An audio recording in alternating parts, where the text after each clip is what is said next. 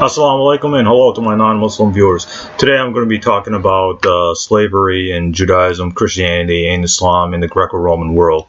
So here we go. Now, one of the criticisms, critics of Islam say, whether they're Christian critics or atheist critics, is that Islam apparently allows slavery and stuff like that. Christians who are using this argument are inconsistent. Our Christian critics who use this argument are inconsistent, and other atheist critics of Islam, or other critics of Islam, other non-Christian critics of Islam, I'll just put it that way, are also inconsistent because they don't understand the ancient world, and they don't understand how the ancient world used to work in terms of slavery. Now, it is true that in all three Abrahamic religions, not just Islam, but in Judaism, Christianity, and Islam, slavery is allowed. And slavery is not even unique to the Abrahamic religions. Slavery has been going on since, ever since ancient Iraq or ancient Mesopotamia, with the Code of Hammurabi having laws for slaves and stuff like that. So slavery has been going on in the ancient world, in the ancient world, way before biblical times, way before the Old Testament and stuff like that. There's in ancient Rome there were slaves, and in ancient Mesopotamia there were slaves, in ancient India there were slaves, in ancient Africa there were slaves. So it's not correct to say, well, the Abrahamic religion started slavery, when slavery existed way before Moses, Jesus, and Muhammad. The three central figures of Judaism, Christianity, and Islam. But anyways, I'm going to be getting into slavery in first the Greco-Roman world. Now in ancient times, slavery, there were different aspects of slavery going on. For example, sometimes slavery was based on race and things like that. Sometimes slavery was based on other factors, like if you were poor and stuff like that. There would be you would, or if you were like a lower economical class, you would be a slave and things like that. So in the ancient Rome, and not only in ancient Rome, but ancient India, since ancient India was before ancient Rome and things like that, you had slavery in various aspects of the world, and it was pretty prevalent all over. So slavery existed, for years, for centuries, even before the rise of the Abrahamic faith. But in terms of slavery in the Greco-Roman world, you would have enslavement of people and things like that in the ancient world, regarding what class they were, and it was about race and class and things like that, and and so and sometimes it was about religion too. So ancient pagans would enslave other people who weren't following their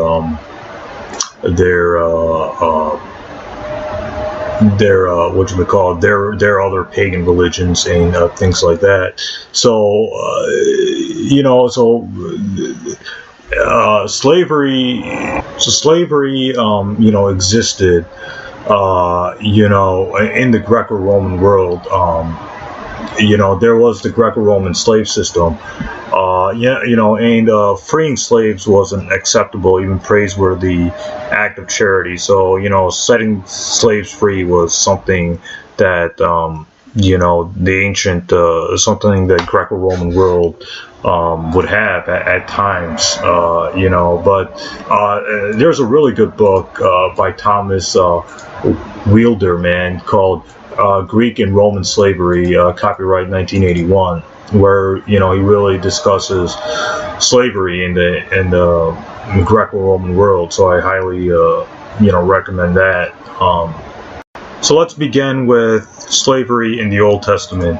There's several passages in the Old Testament, for example, that promote, the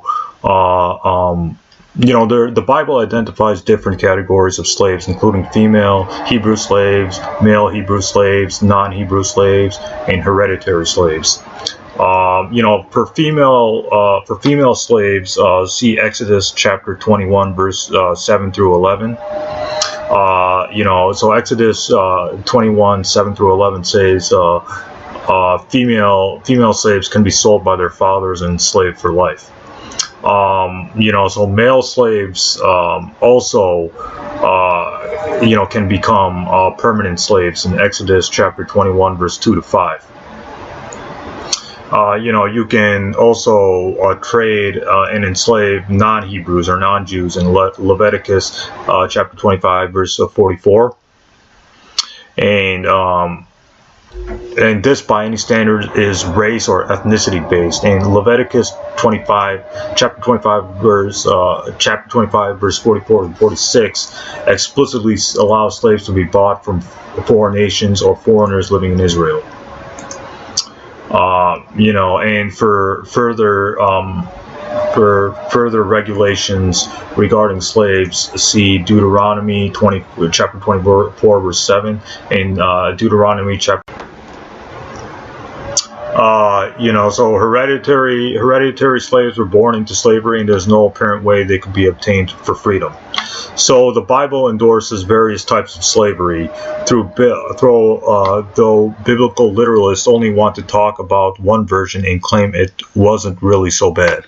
So again, the verses for slavery are found in Exodus chapter 21, verse 7 through 11, Deuteronomy chapter 20, verse 10 through 15, Deuteronomy chapter 24, verse 7, Leviticus chapter 25, verse 44, and Exodus chapter 21, verse 7 through 11.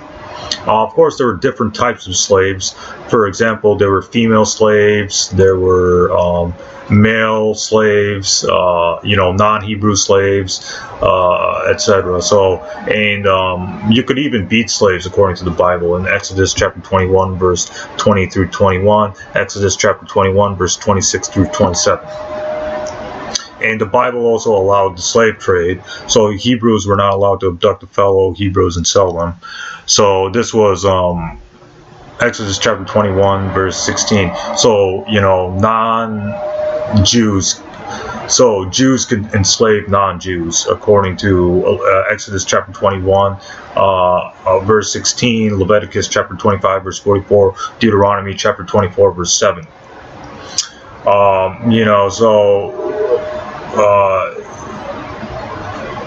And then it gets worse because there's slavery in the New Testament too.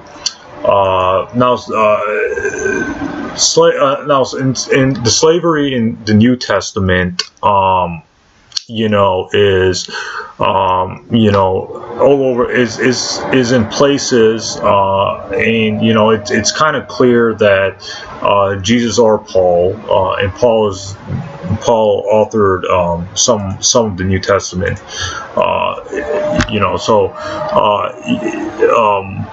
Paul or Jesus never says, they never condemn purchase or keeping of slaves.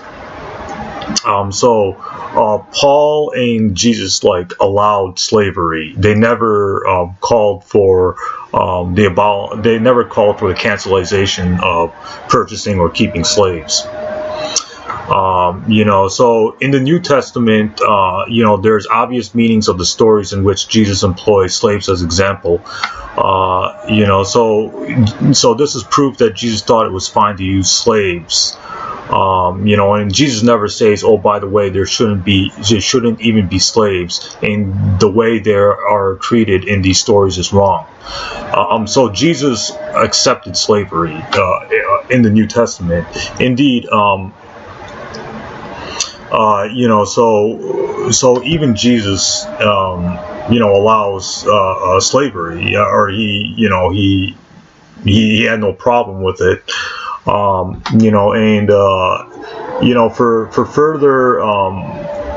further proof that the New Testament allows slavery, see Acts chapter 4 verse 32 and Acts chapter 5 verse 11. So and then Paul also allows slavery. He allows it in various places. For example, in in Ephesians chapter 6 verse 5 through 8. And things like that. So slavery was allowed in the New Testament too. It's obvious that the New Testament actually allows slavery. It's kind of like it's kind of all over the New Testament. For example, if you want the direct passages talking about slavery in the New Testament, see Ephesians chapter 6 verse 5 through 8, 1 Timothy chapter 6 1 through 2, Ephesians chapter 6 verse 9, Colossians chapter 4 verse 1, etc., etc. And if you want to see the New Testament verse that says Jesus thought slavery was okay, see Matthew chapter 18 verse 25, where Jesus used slaves as in a parable, and he has no qualms or problems about recommending that not only a slave but also his wife and family be sold. And Jesus also recommended that disobedient slaves should be beaten in Luke chapter 24 verse 47, and even killed in Matthew chapter 24 verse 51. So the New Testament actually allows slavery. Allows beatings it accepts slavery, allows beating of slaves, disobedient slaves, and stuff like that. Now it is true. It is true that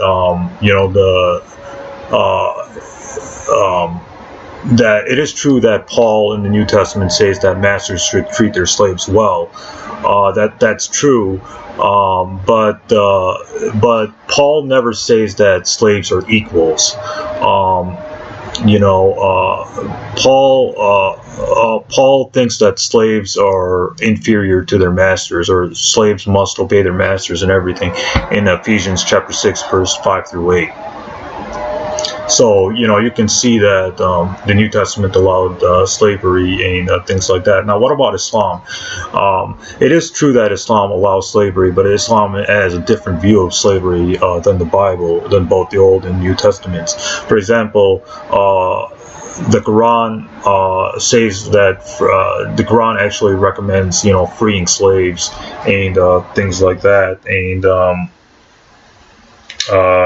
the Prophet Muhammad said that your slaves are your brothers, in Sahih Bukhari, volume 1, book 2, hadith number 29. So the Prophet Muhammad he encouraged the ethical treatment of slaves. So in Islam, slavery was never based on race or anything like that.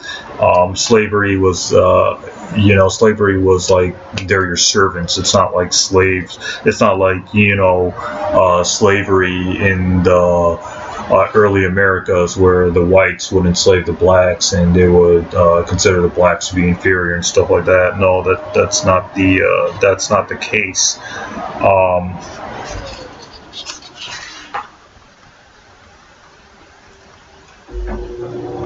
So, and the Quran also allows, the freeing of slaves, like I said before, and this is found in the Quran, chapter 24, and things like that. And the Prophet Muhammad also said that, it's better to free slave girls and marry them in Sahih Bukhari, hadith number 2358. So, and we have stories of Prophet Muhammad freeing slaves found in the Muslim scholars' book Muladi, for example, see Abu Allah Muladi, Human Rights in Islam, Chapter 3, subsection 5. So Islam allows the ethical treatment of slaves and stuff like that. So in Islam, slaves are your brothers, or they're your equals. It's not like the Greco-Roman biblical sense where slavery was based on racism and slavery is like an inferior. You're like inferior. No, in Islam, slaves are equals, and the Quran and the Prophet Muhammad allowed the freeing of slaves. This is found all over the place in the Hadith and in the Quran.